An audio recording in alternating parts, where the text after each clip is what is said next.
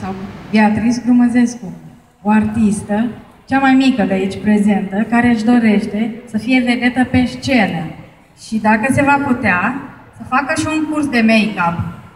Ați văzut, da? Beatrice deja se urcă pe scenă. Ea nu mai are răbdare, știe că asta trebuie să facă.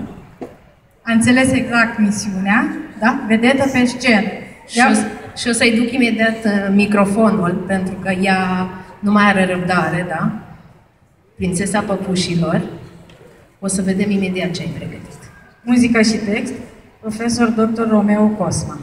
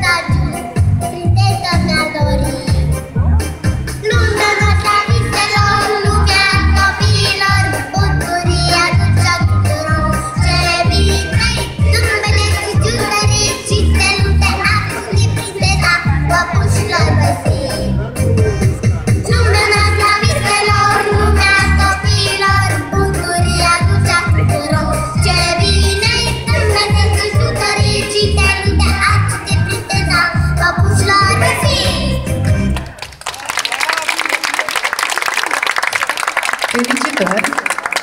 Într-adevăr, Prințesa Păpușilor.